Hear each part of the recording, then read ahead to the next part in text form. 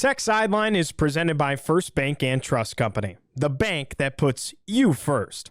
They can meet your banking and financing needs for personal, agricultural, business, commercial, mortgages, and so much more. Visit firstbank.com to learn more. Virginia Tech travels to Tallahassee to take on Florida State on Saturday. What can we expect from the Hokies' trip to the Sunshine State? Let's talk about it on episode 452 of the Tech Sideline podcast, which starts right now.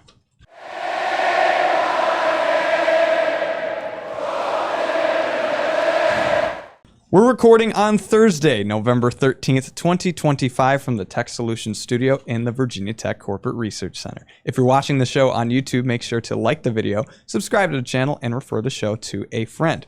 I'm your host, Riley Klaus, and today I'm joined to my left by lead analyst and columnist Chris Coleman. Across the way, our founder and general manager, Will Stewart. To my right, senior staff writer Andy Bitter, and producing the show behind the scenes, as always, is Mr. Nick Brown.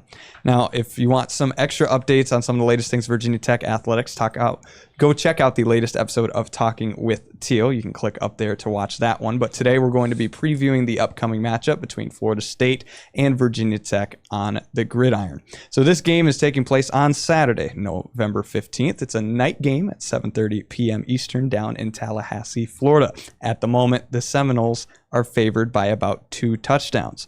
This will be the 29th matchup between the two schools, with Florida State leading it 24-13-1.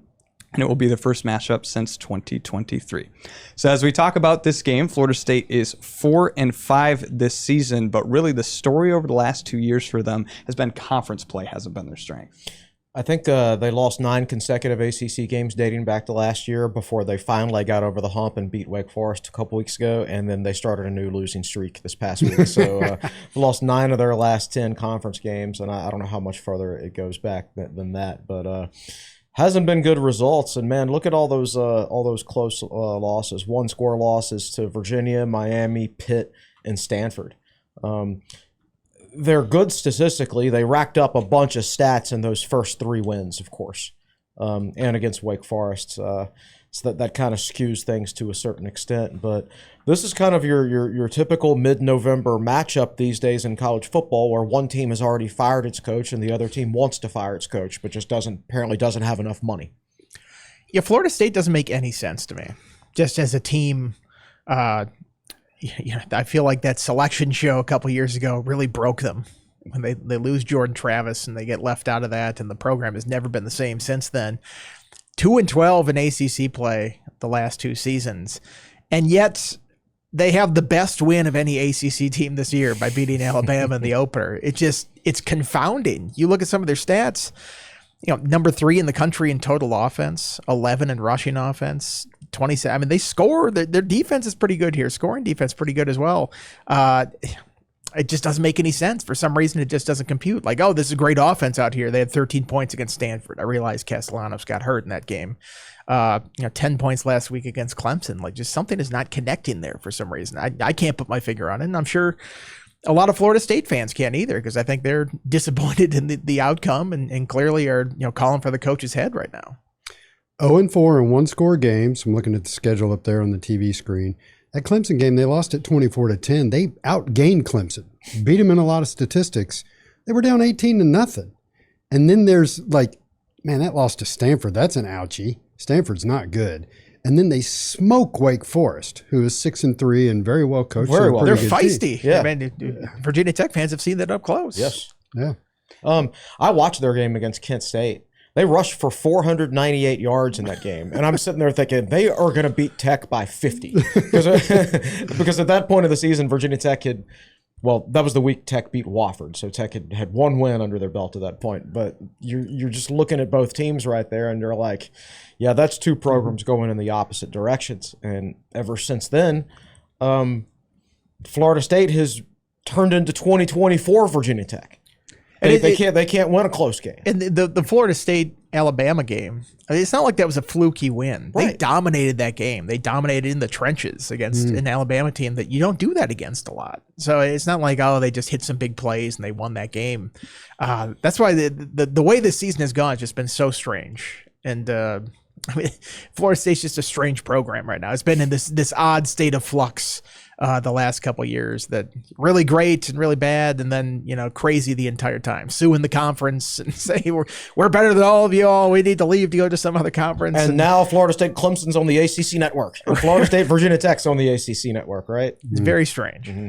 And you all kind of mentioned the pressure that Mike Norvell is currently under. Is this game a big one for him, as double-digit favorite right now over Virginia Tech? If the Hokies pulled something off, could that spread is 14 points, by the way. Yeah. Started at 10.5's gone up. Right. And I think if they were going to fire him this year, they would have done it when they lost 9 straight ACC games. Right? To me, it just, like Florida State, you lose 9 straight ACC games, you fire your coach. You should fire your coach. The reason they haven't done it, I think, is because they don't have the money to do it. They just spent $400 million on stadium renovation and facilities and things like that. And I think their donor base seems to be, tapped out at this point. So now maybe if Virginia Tech upset them, that would get them rolling. But if lose is a 2 touchdown favorite against a 3-6 team with an interim coach, right? And see how much that motivates people to open up their pockets. Same thing with Stanford, though, right? What's Stanford's record? They're bad. They've got an interim coach. That's and they still true. Didn't fire him. At least you could be like, I was on the road. It's a weird West Coast game. The quarterback got hurt. They were right there at the end. That had a chance to win it or tie it there at the tail end. You can maybe make excuses about that, but I mean, this one is like under the microscope. You are definitely under fire here. I would not recommend losing this game if I was Mike Norvell. Well, Andy, you mentioned the quarterback position as we start to break down the Seminoles. It's a familiar face for Virginia Tech fans, as Tommy Castellanos will be taking on the Hokies for the 3rd straight year, but this time the first at Florida State. He's kind of been an up and down player. 2 years ago, he rushed for over 1,100 yards, and obviously he wasn't a fit for the Bill O'Brien offense last year. He got off to a great start last season. The thing about him is he keeps getting banged up. Every year he gets a little bit banged up because he's not a big guy. He's only 5'11", 200 pounds, and that might be a little bit generous. Virginia Tech has caught him the last couple of years when he was banged up. He was not good in either of those games. Right. Well, yeah, exactly right. And he seems to be banged up now. If you look at I broke it down in my game preview, which you can go in and read, but his rushing stats for the first 4 or 5 games of the season, compare him to his rushing stats from the last 4 games, and there's a noticeable difference. I don't think he's healthy right now. The offense just isn't clicking. Again, their statistics for the season are good, but a lot of those numbers were racked up early in the season. But, he's one of those quarterbacks that you look at his overall numbers, except for the number of touchdown passes, that could be a little bit higher. But his overall numbers are good, but at the end of the day, you look at it and say something is missing. He leads the ACC in yards per attempt and yards per completion, yet they're struggling to score. And it's up and down. Now, his first 3 games, he was dominant. Ever since then, it seems like, it's 6 yards per attempt this game, and then 12 yards per attempt the next game, and then 5 yards per attempt the next game. It's very inconsistent. You don't know what you're getting on a week-to-week basis. Well, I think he's got that wow factor to him, that he can make those amazing big plays. And you see the highlights where, he escapes 4 rushers and flushed out of the pocket and chucks it deep and makes a big play.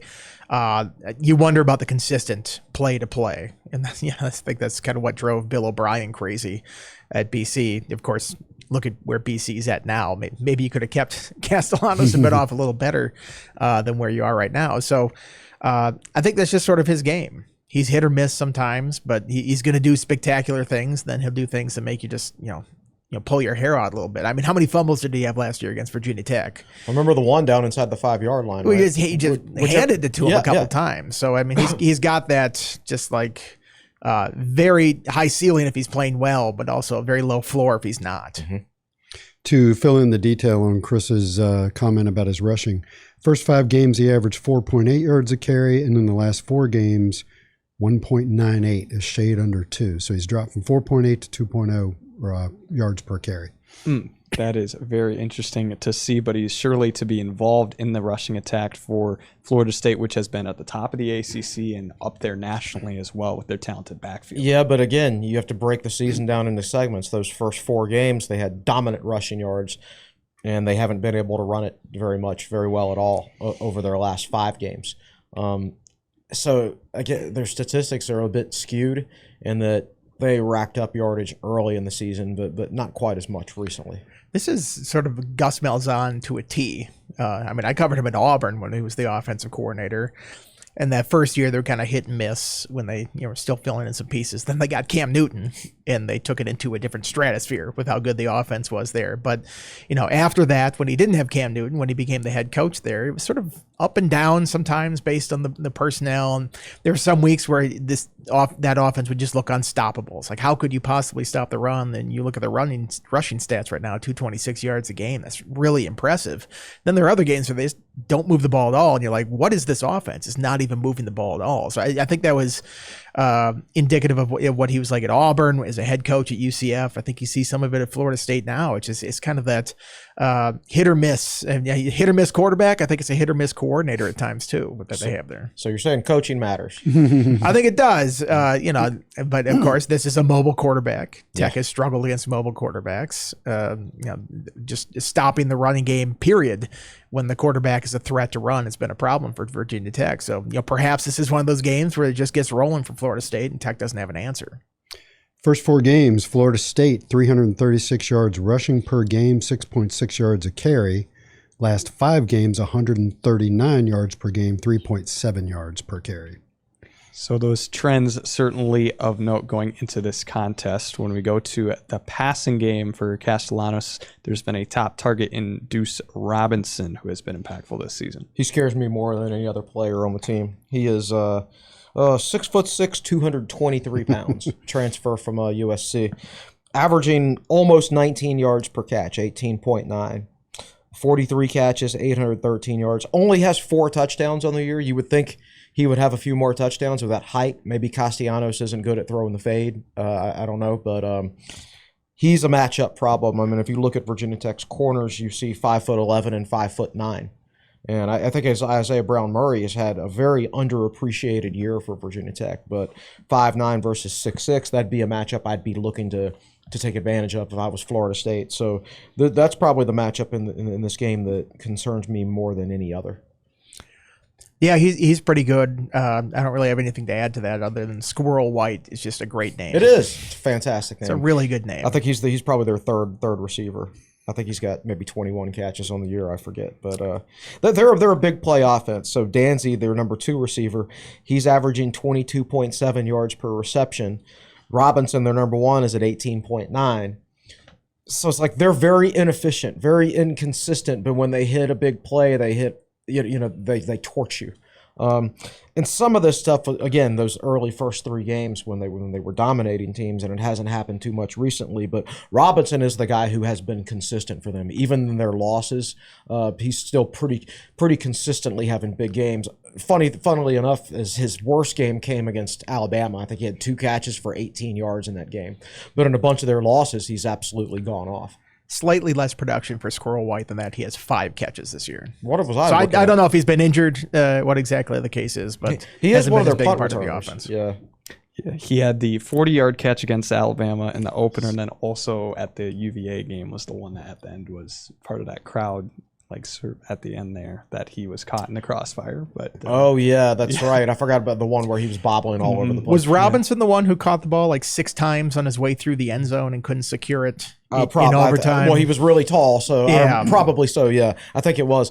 He was so. What I remember of that play, he's so tall, such a long strider that his catch kind of started towards the beginning of the end zone. At the goal line, right, basically. Right, it took him full 10 yards, but it was only like 3 strides. He's just so tall, and then that's the play he would like to have back, I'm sure. But he's a very, very good player and a matchup nightmare. So what was it like around the White family when he was growing up? Did they have a dog? Because can you imagine his mom and dad yelling, "Squirrel, squirrel," and the dog going, "Hur, hur, hur." Yeah, my dogs definitely would have done that. Poor dog. Well, is there anything that is of note for Florida State up front on the offensive line that Virginia Tech needs to keep an eye out for? No, I mean, that's a pretty traditional offensive line, I think. Pretty big offensive line, 349, 329, 325. And the important thing is they're all seniors. It is a veteran group. But Virginia Tech has a veteran defensive line as well. ultimately, though, you look at their overall offensive numbers, and they've just been so inconsistent for the last month and a half. And their running game, what was it, Will? Last 4 or 5 games, and it's 3.7 yards per carry over the last 5 Yeah, games. 139 a game and 3.7 Yeah, a carry. so the running game has just dropped off for probably various reasons. Like we've said, they're capable. You just don't know which is going to show up. The one that hammered Wake Forest by 35 or the one that lost to Stanford.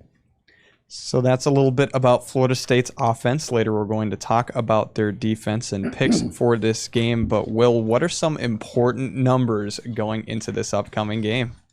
So, Stat Time with Scott Glesner, presented by Rich Web. At Rich Web Inc., we offer a comprehensive suite of cutting-edge solutions tailored to empower businesses in today's digital age. From top-tier network engineering services, ensuring seamless connectivity and security, to our exceptional IT managed services providing proactive maintenance and strategic optimization, we're dedicated to delivering excellence at every turn.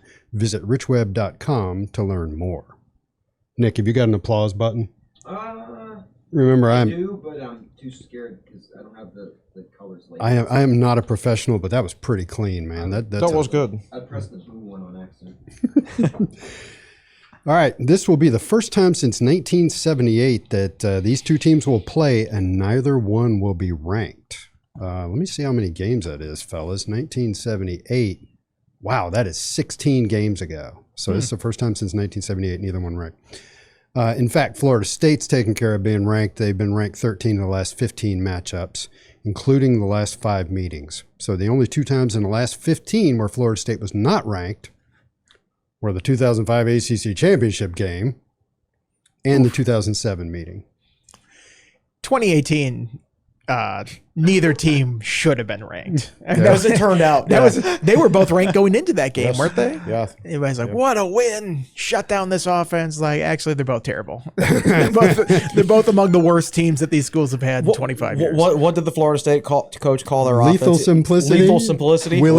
Simplicity. Willie Taggart. For sure. It was not so lethal. it was the golf offense. It was what was it? Gulf Coast. Yeah, something like Stream. that. I forget. It was something to do with like up tempo offense. I can't remember. Man, that was what a horrendous game that was. Yeah. I mean, it was a stupendous game for Virginia Tech. entertaining. Everybody thought it was a great win, and then you look back later, you're like, everybody shut down that offense. Yeah, that was a 24 to 3 win. Could you imagine for the being a Hokies. Florida State fan and you're all hyped for the Willie Taggart era, and then it goes out there and it happens, and then you see Virginia Tech have its worst team in 3 decades, and you're like, man, that team shut us down.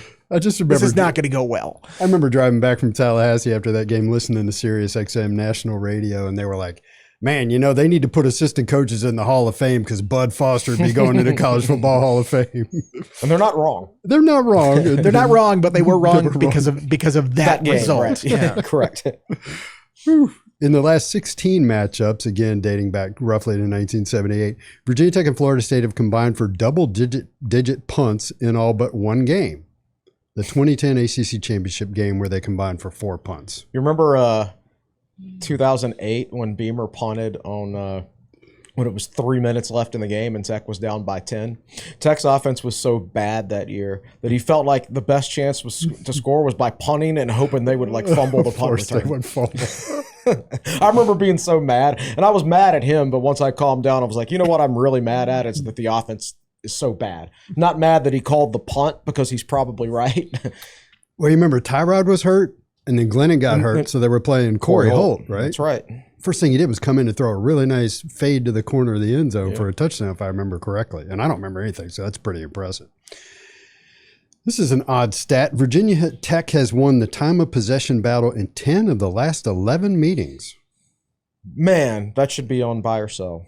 Will Virginia Tech win the time of possession battle? So I actually had a thought reading through Stat Time with Scott Glesner, which comes in before buy or sell. There's some stuff in here that you could throw into buy or sell. It's a hell of a thing to realize in game 10 of the season. But, And by the way, that 2008 game that we were just talking about was the only outlier where Virginia Tech lost the time of possession battle. Virginia Tech has allowed 2+ sacks in each of the last 12 matchups, topped by 9 sacks by Florida State in 1989. In the 2023 game, Florida State averaged 7.4 yards per play. And I want to talk about that game for a second. That is the 7.4 yards per play. That is the most in the series since they averaged 9.3 yards per play in a 1976 matchup. That 2023 game, what do you guys remember about that? It's 22-0 in the first quarter. At the end of the And first then quarter. Tech came back. Tootin had the kickoff return to start the second half, and wasn't it like 22-17 or something? Yeah, they got within one score. Yeah. And then I think it was Trey Benson. They just couldn't stop him. Yeah. It was just like 80 yards every time he touched it. I think there was one play where one of the McDonald's brothers got like pulled inside a little bit, and Benson went up to the outside. It's like, well, off to the races at that point. So And that was the season where once Virginia Tech, tweaked their offense a little bit, it started getting more entertaining. But every game was a blowout at that.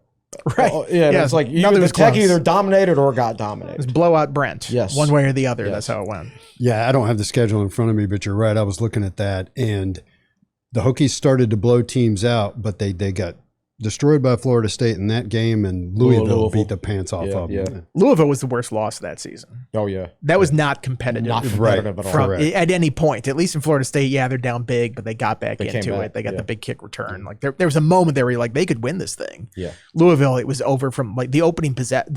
Like I think the first snap of that Louisville game, they fumbled the first snap or something you're like right. that. It's like it was all downhill from there. Yep. Virginia Tech, though, now these are interesting stats. I think this is probably the strongest part of Stat Time with Scott Glesner today. Virginia Tech has not had a 100-yard rusher in the last 14 games against Florida State. That dates back to 1980. If Chiron Stith hadn't got hurt in the national title game, he was going for over 100 that night. No question. Thanks for reminding us of that game. What did Vic end up with in that game? He had a lot of rushing yards, but lost a lot of yards too. Yeah, he lost some too. So it was like with 97 or sacks. Probably something like that. Yeah, Nick, sounds about right. Nick, can you research that? Because that does sound. Yeah. I feel like I've written about that before. Like 97 is somewhere in that range. I'm sure For some Tech reason, had that over number 200 stands rushing out. yards that night. They just didn't. Well, a have anybody 100-yard over 100. rusher Right, is what we're talking about. Yes. Hold up, Riley. Yeah, pulling up that box score to remind. So, but in that time, last 14 games dating back to 1980, the 97. Hokies have had two 300-yard passers. Sorry, what, Riley? 97 on the dot. 97? Oh. Yep. I call you guys Of all the encyclopedias. stupid information that's lodged up in Pointless here, stuff. people are like, "What did you do for dinner last night?" Like, I have no idea. But like 97 rushing yards for Michael Vick in that game for some reason just sticks. I'm picturing you and Andy in a idiotic. fight, and Andy's like, "Don't you remember when I said such and such?" And Andy's like, And I'm "No, like, but I remember that No, Vic I had don't. But I 97 remember yards the rushing." useless stuff. Yes. But in that time, the Hokies have had two 300-yard passers. I'm going to challenge the encyclopedias dating back to 1980. Say it again. Virginia Tech has had two 300-yard passers against Florida State dating back to 1980. Two 300-yard passers dating back to 1980. Oh, Against Florida State. Marcus Vick in 2005. Oh my God! That because they were behind in that one. Yeah, Tech spent the whole fourth quarter throwing the ball and came back and lost by like 3 after playing terrible for 3 quarters. And we'd probably have a lot of dead air trying to remember the other one, Will Fuhrer in 1991. Yeah, I couldn't have told you that one. I could have told you that one. Would not have remembered that. No, I don't think I even knew that. So, again, in the last 14 games, the Hokies have had 6 100-yard receivers. Andre Davis twice, Josh Morgan, Justin Harper, Danny Cole, who is still open, and Corey Fuller. Corey Fuller once had 100 yards Was receiving. Like that 2012? Had to have been. We would have the 2012 game was The 2012 Oh, game gosh.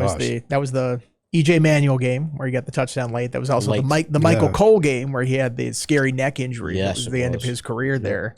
And it was freezing cold. I think Florida State had like -3. They were negative rushing yards in that game because you always go back statistically to they did that. But then EJ Manuel just down the field at the very end. That was one of those points just like, man, can Virginia Tech get back to what they were? Because that was a 6-6 season essentially. That was a chance to beat a top 10 team, I think, at home. At that point, they couldn't pull it off. Those were the kind of games that Frank used to win all the time, and they couldn't do it there. And you're like, has something changed a little bit here? that was the Jack Tyler almost safety. in the end zone. It was a safety, I thought. Was it called a safety? Yeah, it was called a safety. Okay, that was a great play. Yeah. That dude could tackle. By the way, looking at this list of games, the Hokies, they hosted Florida State in 1989 and lost 41-7. I remember that game. Florida State has visited Blacksburg twice since 1989. Well, they've been part of this weird scheduling. It keeps resetting the scheduling. They've been on to Tallahassee. This will be their third trip to Tallahassee, I think, since the last time Florida State came in here. a row. Yes. And it's the exact opposite with Clemson. Clemson has come up here a couple times, and Virginia Tech has not gone there. So I think the ACC is going to redo their schedules again next year. Maybe somebody put on our subscriber board this morning that they got a letter or an email or whatever from Tech about season tickets or whatever next year, and it listed Wake Forest as one of the home games for next year, which is right, which is a sign that they're going to redo the schedules because that's currently not a home game. Possibly. We'll I think there's like discussion within the ACC. Like, do you just add on one game to the existing schedule? Do you just scrap the whole thing and start over? I would hope that they just add on one game for starters, because Tech has some pretty choice trips next year that I'd like to go on. But second of all, they keep redoing this over and over, and you're getting these matchups that feel so foreign, that just don't take place in a certain location. I mean, obviously you play Florida State over the time, but Florida State should come up here. Virginia Tech should go down to Clemson sometime. It seems weird that they're not. It'll probably be another 15 years before Louisville comes back to Louisville. Blacksburg. Might have seen the last of Louisville as an ACC opponent at this point. So these last two entries, we're gonna invoke the encyclopedias, and I think this one, I got a gut feeling this will actually be pretty easy for you guys.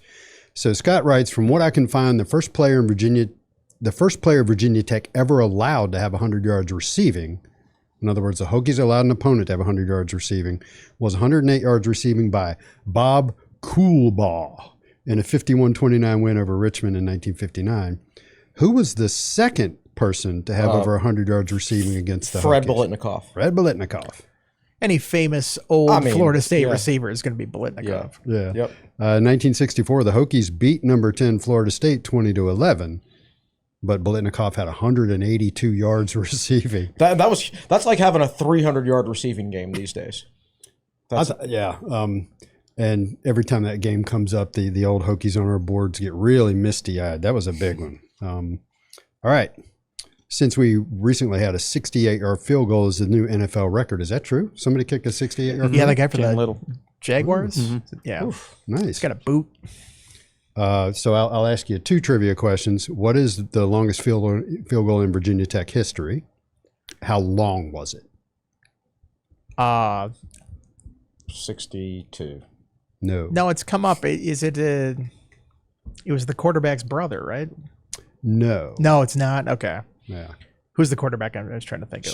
Strock. Yeah. I thought it was his brother that had the long one. I guess not. Scott writes that it's a 61-yard field goal by Wayne Latimer. Okay. Against Florida State in 1975, a game the Hokies won 13-10. So very cool. And this is me adding on to Scott. By the way, Florida State started their program much later than Virginia Tech. What was FSU's first year playing football? 1918.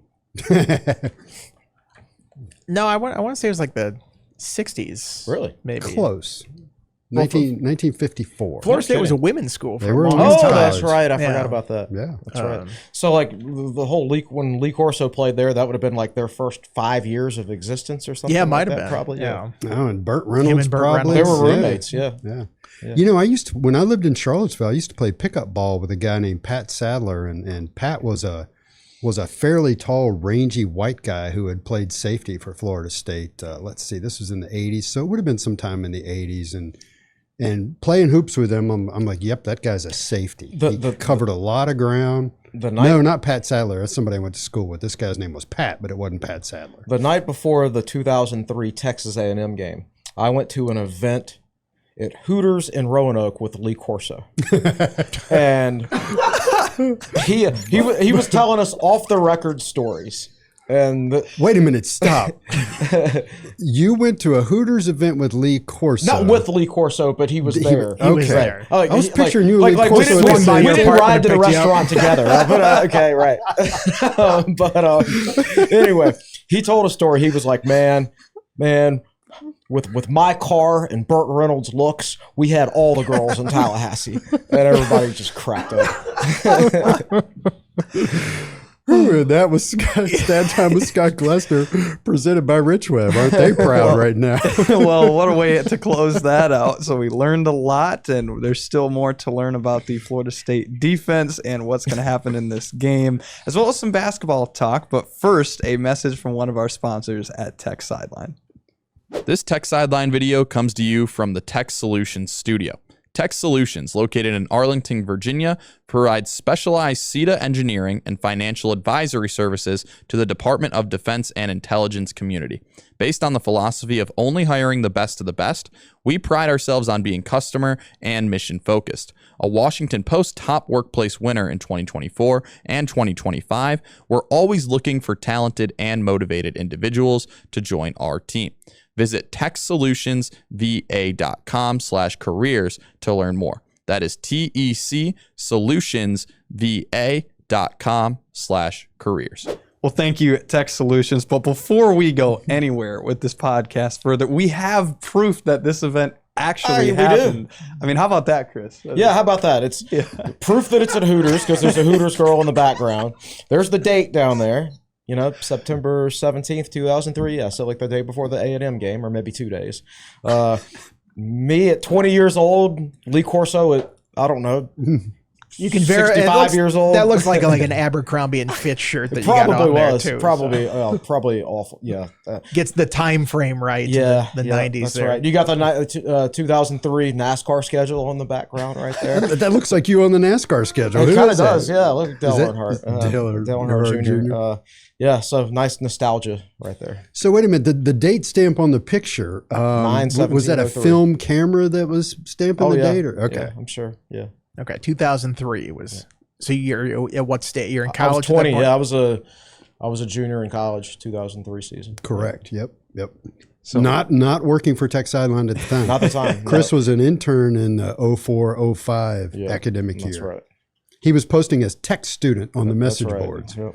Well, there it is. It did indeed occur, and now we somehow have to talk about. And we had to run my articles under a fake name because I had a press pass with a VTTV, but TSL didn't have a press pass, so we used a fake name for all my articles. What was your Right. fake name? Well, Chris no, wait a James. minute. So My is it middle name. James? I said, Yeah, what's your just middle use- name? And he That's said, not. James. Oh man, you Just have a could've come fake up- name. You could have come up with like Blame him. Hey, Chris DeChambeau or something Yeah, I like know, fancy. right? Come Well, on. what's funny is that was when Dave Chappelle was doing his comedy routine. So people would say to Chris, I'm Chris James.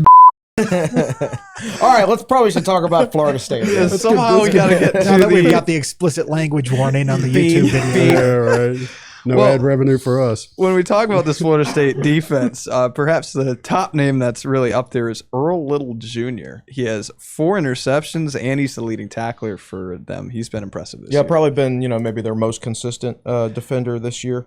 Plays that rover role for them. You would recognize his name because his dad played for Miami about 25 years ago and then went to play in the NFL. It's crazy times these days, man. Like, if I went to Miami, I'd be like, there's no way you're playing for Florida State, son. Yeah. But that's just the way it is these days. I mean, they've got a defensive tackle who played for Miami and then transferred to Florida State from Miami, and I believe that's the Darryl Jackson, the big guy Who's that we'll talk about enormous. later. Yeah, he's I mean, huge. just to cut in for the, that's sort of was the talk last night. We talked to Matt Moore. He was talking about how massive their nose guard is. And Darryl Jackson, 6'5", 337. He's like, Yep. they list him at 337. So imagine what he actually is, because they always fudge. If you're really tiny, they always fudge the numbers up, and if you're huge like that, they probably fudge the numbers down a little bit. So I mean, that's a massive guy. It's bigger than any nose guard that they faced this year. So a real challenge for Kyle Altuner. And for this, you look at their entire defensive front; they're all huge. They're big. Their defensive ends are enormous too. So it's just a lot of mass that Virginia Tech's going to have to move off the line this week. Yeah, you've always got to deal with a lot of length with Florida State, and this team's no different. So these days, here's how the conversation goes. Dad, I'm transferring to Florida State. No, you're not, son. Dad, they're going to pay me $350,000 a year. Okay, where do I sign?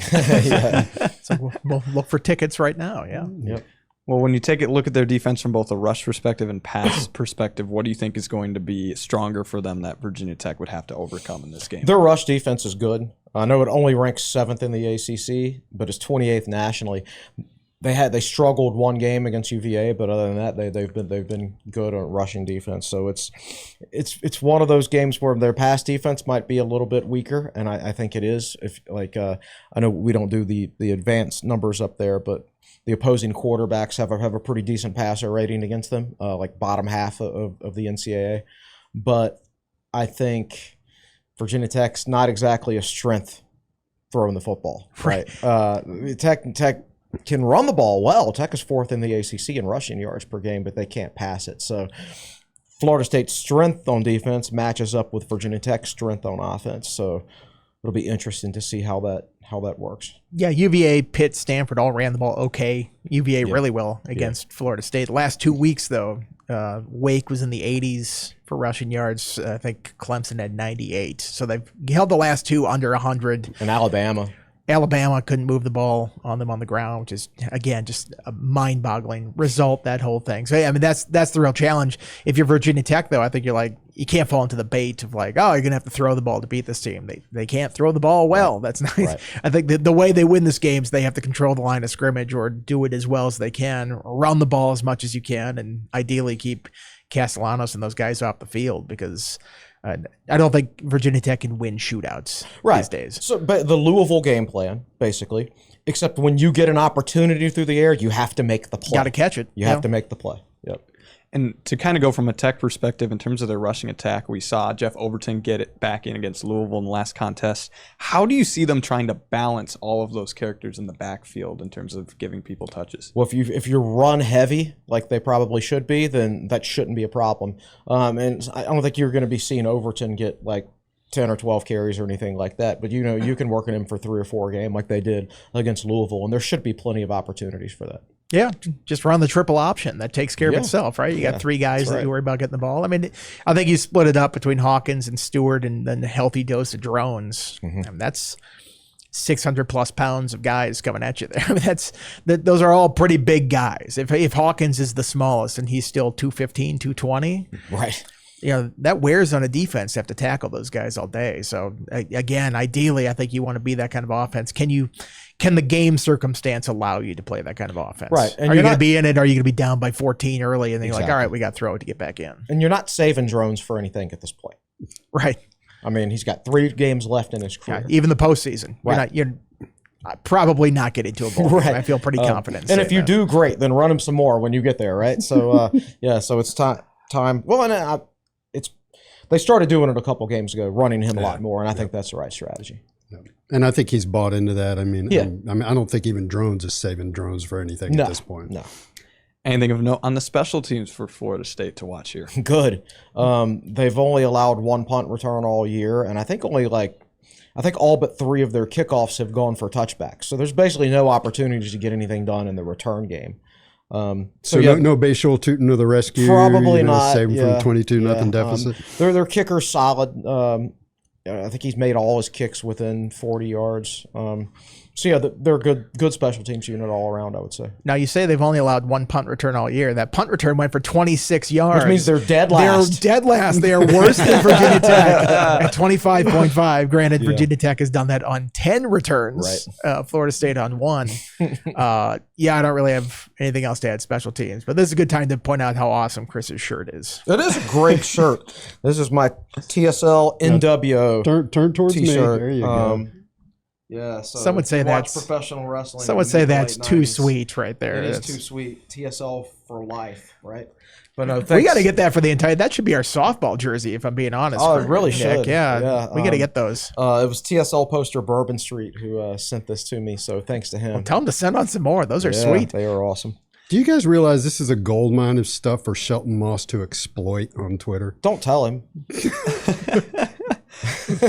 Well, the term bowl eligibility was brought up. When you take a look at the schedule for both sides, as kind of mentioned, Virginia Tech would have to win the final 3, but for Florida State as well at 4 and 5, this would kind of be a need to win game for them as well. You're home against a team with a losing record. You've got to play Florida to end the year, and you're at NC State. In Yeah, between. it's senior night, by the way, for them. This For is Florida State. This is their last home game. So you want to make a bowl game, you need to win this game.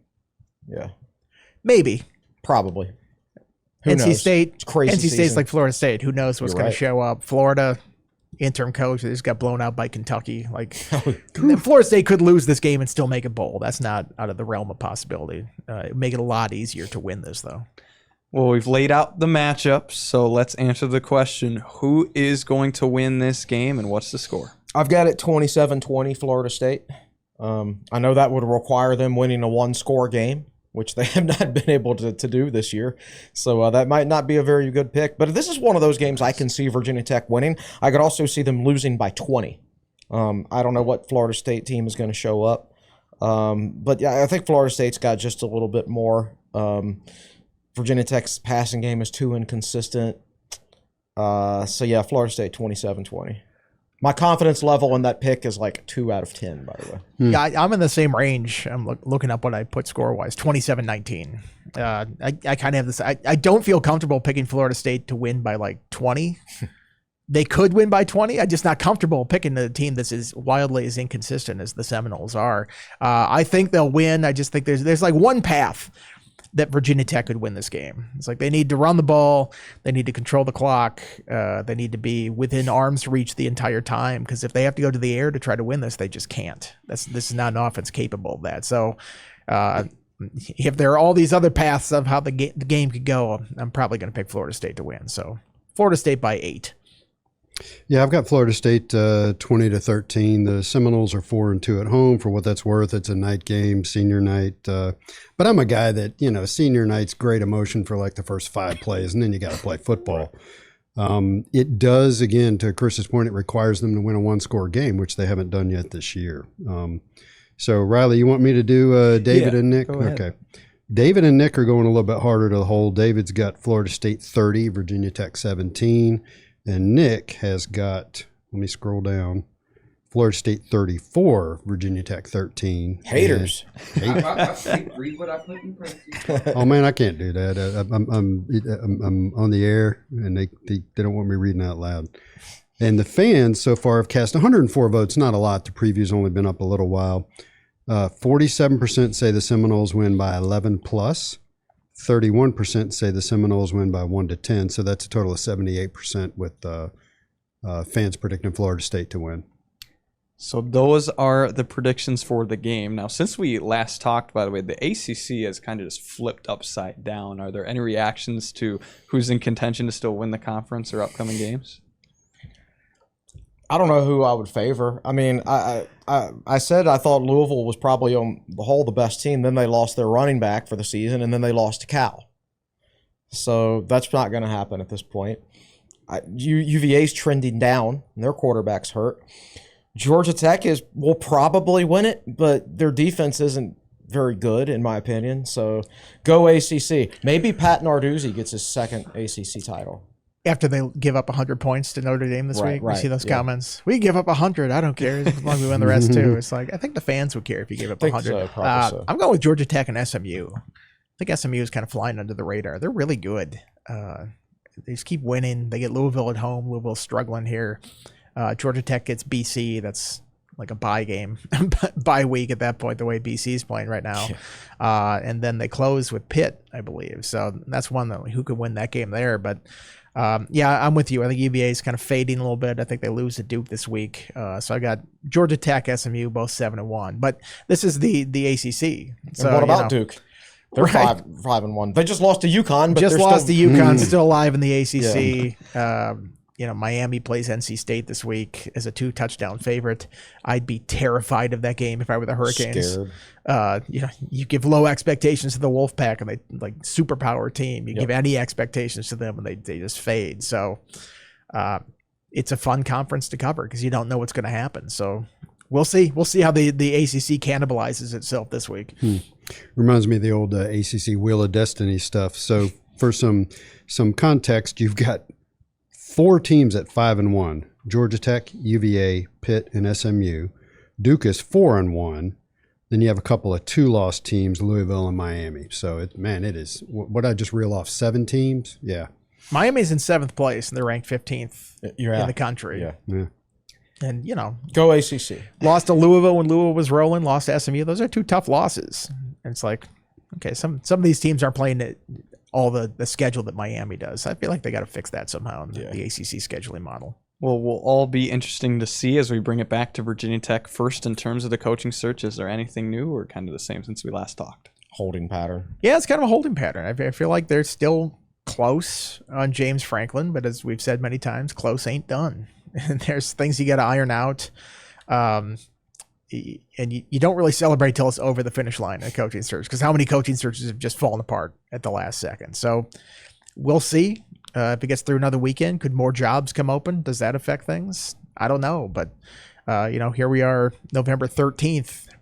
That'd still be pretty early to make a coaching hire. Historically, that would be really early. It doesn't feel like it because it's been 2 months since Brent Pry got fired. It's been 1 month since James Franklin got fired. And somehow these 2 entities are available at this stage of the season. But to actually make it happen seems like it is more complicated than we think than just like, oh, they're both available. Just do it. The most Virginia Tech thing ever would be beat Florida State this weekend. That gets Norvell fired, and then Florida State decides they want Franklin. Yeah.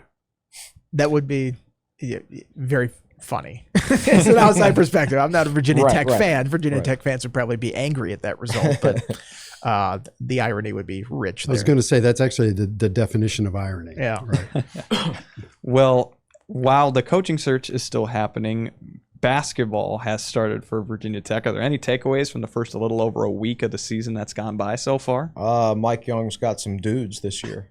I don't think people weren't very happy about the product last year, so he got some nice donations to his program and he put it to good use, and it's an entertaining team to watch. I went back and watched the highlights of last night's game when I got home, and some of the plays this team makes, their passing ability, you have to see in person. It doesn't come across as well in the highlights as it does on television. They wowed me a couple times last night, so I think it's a very, very skilled team.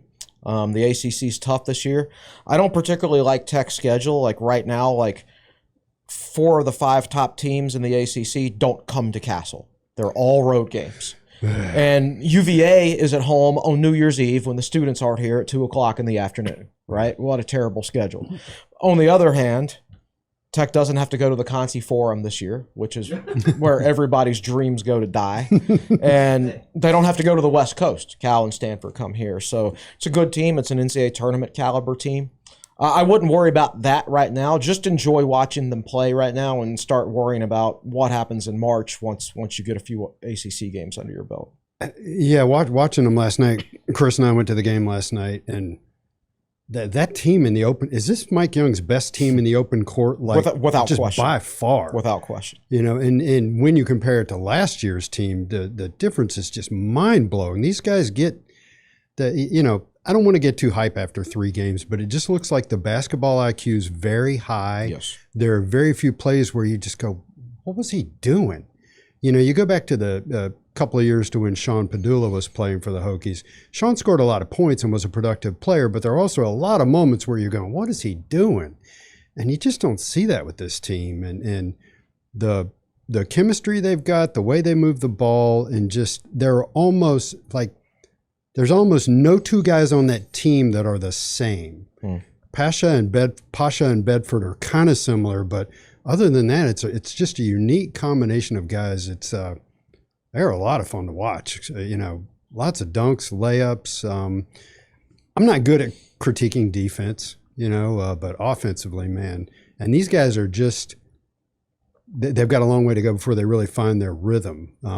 Another thing I'll say about him is we're used to watching Mike Young teams operate in the half court, and these guys can do it in the half court, the open court, full court, fast break. It's night and day from last year. And they have a star. Yeah. I mean, when's the last time they had like a singular star like that? Mean, like Aluma was really good. Don't get me wrong, and Couture had his moments and was very good, but I don't know if they quite carried a team or had the potential to carry a team like Abdallas does here. It's going to be fun to watch, to see how he plays. I mean, he's a uniquely sized and skilled guy coming overseas like that.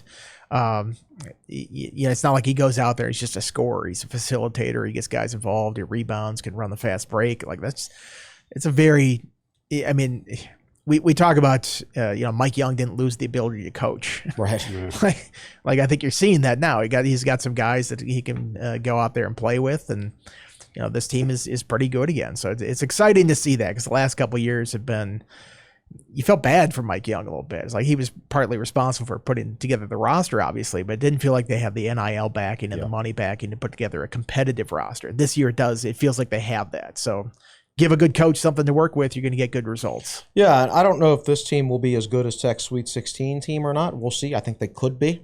But I think they have better depth in that team. That wasn't much of a bench on that Sweet 16 team, right, if you remember. This year, you could legitimately start Ben Hammond or Jaden Shute. They could be legitimate starters for Virginia Tech, but right now they're coming off the bench. So I think Mike Young has said, I feel like I've got 7 starters, and I would say that's an accurate statement. Yeah, it's interesting. You talk about guys. Well, one of these guys is down the roster a little bit, and one's not. Jaden Schute's in a much better situation now. He doesn't need to be your number 2 scoring option or whatever he was last year. This is a much more comfortable scenario for him. I think he was 4 of 7 last night, shooting 3-pointers, and I think that's all he shot was 3-pointers. That's what he needs to be doing and what he can excel at. Same for Toby Lawal. And you look at Toby Lawal, and Toby's not the number 1 or number 2 scoring option anymore, and that's fine. Now he can do his thing and be athletic and play a game that's more comfortable for him. When you got 7 guys who any of them can potentially score in double figures on any night, you're going to have a well-rounded team, because everybody's going to have an off night every now and then. Like if you're if you're reliant on 1 or 2 guys, like if Malcolm Delaney had an off night, Virginia Tech was screwed, basically. And except he was off against Duke, and they managed to win anyway. Okay, so but generally speaking, you know what I mean. Yeah. You can have a guy or 2 have an off night now, but you've got 7 guys who can score. That's a big deal. Well, lots to look forward to in Castle Coliseum this year as well. Bo Bassett officially signed with Virginia Tech Wrestling, so make sure to go check out the interview we had with him at Tech Sideline. Nice, he's locked in this studio. He's officially good to go for Virginia Tech Wrestling. And so with that being said, you can check out the latest content, what's coming up at techsideline.com. Andy, you've got a mailbag today? Mailbag today, then off to Florida State after that. Q&A for me tomorrow like usual. Here we go. And Nick, is there anything on the audio video schedule to take note of this week? Yeah, let me bring my mic over here. Probably next week, I think we're going to start with 30-minute basketball videos, 30 to 45-minute basketball videos with David, Chris, and whoever I drag in to host that. That'll be starting next week until the end of football season. And then once football season's over, we'll do full-fledged podcasts as well. Just normal content tomorrow, Friday Q&A. Go like our Instagram reel / Twitter video. Put a lot of time into that. And I started it 2 days ago, and I was really praying for them to win, for men's basketball to get a win so I could finish it, because it was a cool idea. And thank goodness they destroyed St. Joe's. Who, by the way, the Hawk was there. I'd never seen the Hawk in person. Glad to see him. He sat in the corner by himself, flapping his wings that whole game. That's a different costume than the one. Like, first time I saw him was about 30 years ago, and I think he's got a different costume now. I think that original one finally just wore out. Yeah. He's got a full ride. Yeah. I'm serious. He's got full scholarship. Yeah.